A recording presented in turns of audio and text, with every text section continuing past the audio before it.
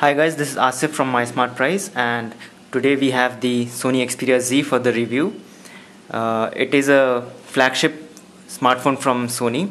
It has Android 4.1.2. It comes with a full HD screen that is 5 inches, and it has a Qualcomm Snapdragon Pro quad-core processor along with 2 GB of RAM and Adreno 320 GPU. It has 16 GB of inbuilt storage, and you can add a micro SD card. And it has a 13 MP camera at the back, that is autofocus, and it has a 2 MP camera at the front. It can record HDR videos as well as HDR images. It can record full HD videos at 30 fps, and it has a 2330 mAh battery that's non-removable. Apart from this, it has regular features such as Wi-Fi N. It has Bluetooth 4. But apart from all these features, what makes this Sony smartphone special is it is waterproof, dustproof and shatterproof. So you can see all the ports are hidden inside the flaps.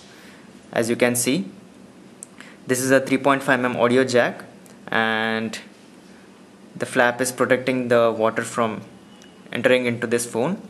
And this is a micro SD slot, and this is a micro USB slot which can act as micro HDMI as well. And this flap is used for entering the SIM card, inserting the SIM card. So all the ports are hidden inside the flaps, so water does not enter it. And this is the power button, and these are the volume rockers.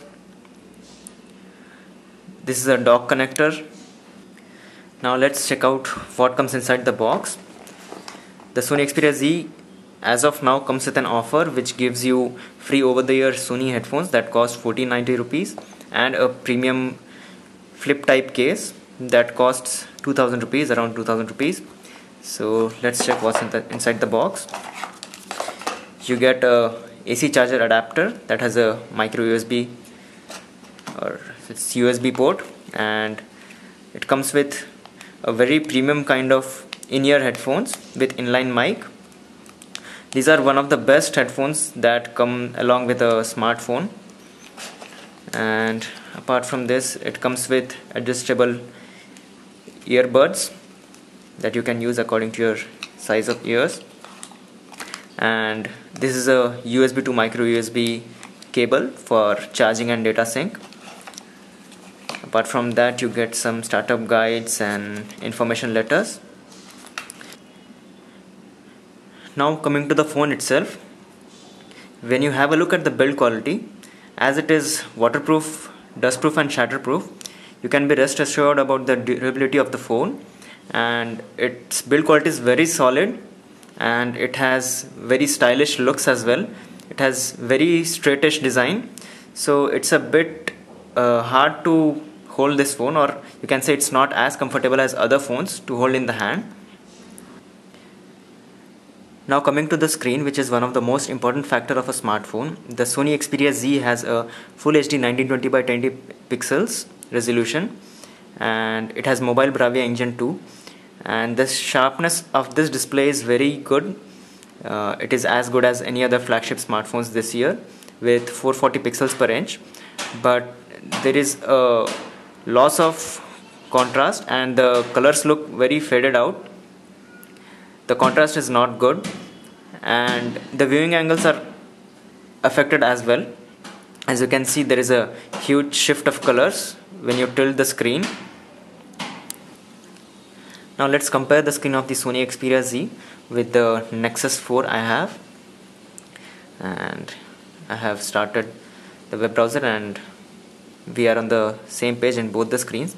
As you can see, the importance of the Full HD screen, you can see lot more content in the Xperia Z when compared to the Nexus 4. But the colors in the Nexus 4 are very good. The contrast is good, and as you can see, you can't notice much of a difference between a partial HD screen that a Nexus 4 has and a Full HD screen in the Xperia Z. So the screen of the Sony Xperia Z is a bit of a disappointment. Coming to the UI of the phone, it has Android 4.1.2 and it has a custom UI from Sony. It has very clean looks and very stylish widgets. For example, take this widget, the way it animates, and this particular weather widget is very good to look at. So the UI is very clean and very nice looking, polished, but the screen animations are not so smooth. They look like they are not so smooth even though the phone is very powerful to drive it. There are quick setting toggles in the notification bar, and there is multi-touch finger slide down for the notifications, and you can clear all the notifications from here. There is also a custom look task manager, and you can swipe away the open applications, as well as these are the mini apps that Sony came up with, such as the calculator. It can float around and you can have it on top of other screens such as a web browser. Also the other parts of UI are very good. This is a dialer. It is very nice, big and clean. You also get the smart dialing. Now let's have a look at the keyboard that comes with this phone. It comes with the Sony keyboard and its layout is very nice and clean. It looks very similar to the iPhone keyboard, and it also has a trace input, so you can type words without lifting your finger that much. Now let's have a look at the web browser itself. It comes with Google Chrome as its default browser, replacing the Android browser, and the fluidity and the smoothness of pinch to zoom and scrolling is very good, and you can have multiple tabs open. You can switch between the tabs, and the web browsing performance is very good, and you can have a look at the text, and it is very clean, very crisp because of the Full HD. Now let's have a look at the gallery, which is renamed as Album by Sony, and it is their custom UI. As you can see, you can have a look at the thumbnails. Also, you can pinch to zoom to increase or decrease the size of thumbnails, which is a very useful feature and it's very easy to use. This gallery also integrates your Facebook and Google Plus albums. When it comes to the music quality of the phone, the music quality in the headphones is decent, and it has number of modes such as the Clear Audio Plus and some other sound enhancements, which contain the equalizer and clear bass, as well as other settings such as surround sound, clear stereo and all. But the speaker of this phone is situated here, and the volume output of the speaker is very low, and normally it gets covered with your hand when you hold it like this, or even with this hand. So the speaker sounds very low and the sound comes out very muffled. When it comes to the camera performance of this phone, it has a 13MP autofocus camera at the back with LED flash, and there is a 2.2 megapixel camera at the front. Both cameras can do Full HD video recording at 30 fps, and the back camera can do Full HD video recording in the HDR mode. And let us have a look at the camera interface.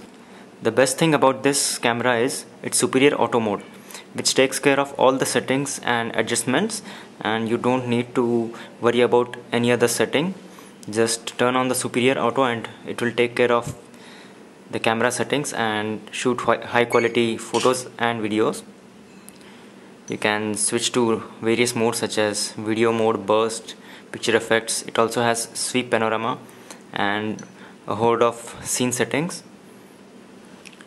The general quality of the images which are clicked through this camera is very decent, and the shots come out very good in the daylight, and the macro shots are very good as well.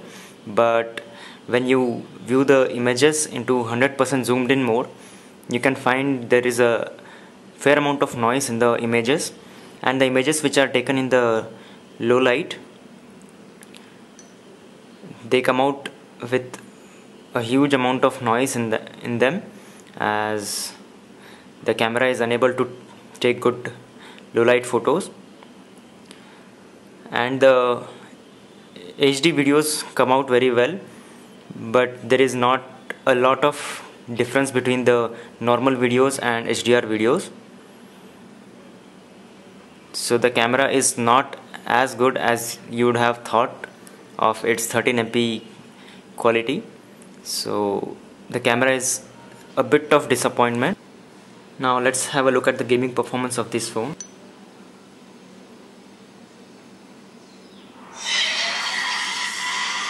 Let's have a look at Modern Combat 4. It is one of the most heavy games out there on Android, and this phone has Adreno 320 GPU, which is said to be ultra powerful. So let's have a look at its performance.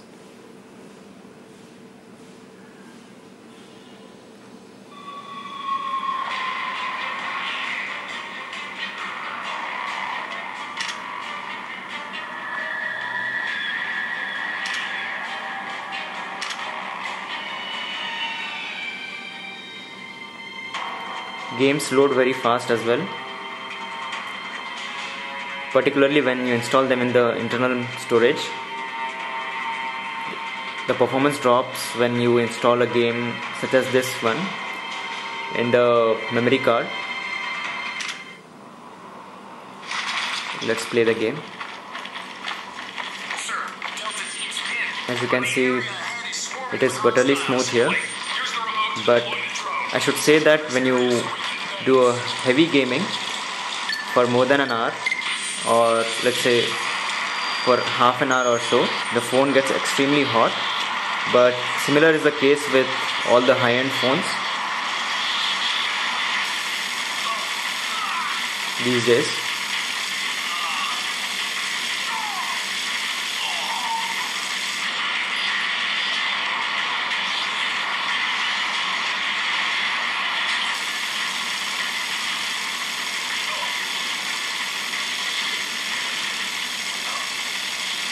So you can be rest assured that no matter how heavy the game is, you can play them with ease, but the phone gets hot while gaming. Now let's do a water resistance test, and make sure that you have closed all the ports or all the flaps tightly so that water does not run into them. So let's take a jar of water and put it down.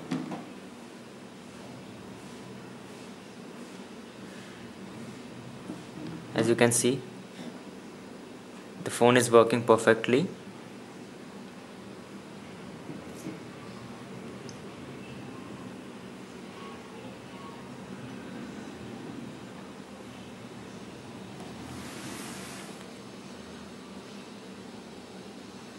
And as soon as you take it out of water, you can use the screen normally.